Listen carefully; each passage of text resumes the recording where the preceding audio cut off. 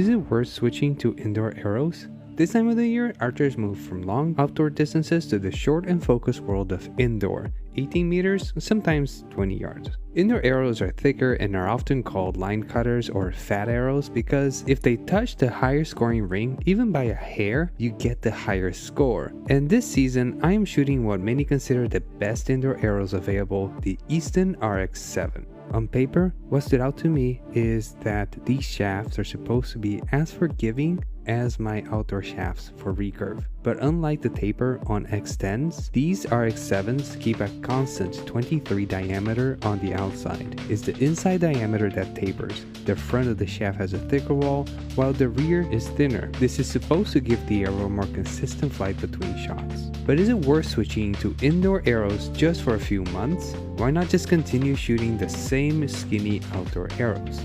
When I made the jump last season with the Easton X23, I found a few surprising benefits. First, it broke my routine. Shooting the same outdoor arrows all year was making me too complacent. Shooting with new arrows changes the feel of the shot, gives a different rhythm, and gets me more in tune with my bow. Second, indoor setups can be slower. Outdoor arrows are incredibly fast at 18 meters, and that speed is not always an advantage. Heavier arrows let you tune your bow specifically for indoor. They also slow things down, enough for you to feel more in control. Third, scores. Do line cutter arrows actually score more points? Well, sometimes. The advantage is real, but it's not guaranteed. Your shot still has to be good. I paired these shafts with these crazy looking Jet 6 vanes. They work better than feathers. I got really tired of feathers trying to weight match them and their maintenance. Using the wing thing jig, fletching them is a breeze. Tuning them has been very difficult. I still have some clearance issues on bad releases. I can see this line forming on the shaft where they are scratching, rubbing against the rest.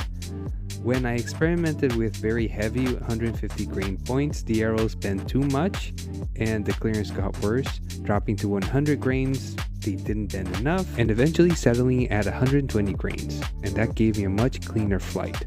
Then there is the cost. A dozen RX-7 shafts cost about the same as 2 fully assembled outdoor arrows. Every arrow has a lifespan and a limit to how many shots it can really fly well. By shooting a different set of arrows for a few months, I'm extending the life of my outdoor setup. And honestly, one more thing, they look incredible. The blue anodizing is beautiful, and I love seeing them in the quiver. So, do you think it's worth switching to indoor arrows?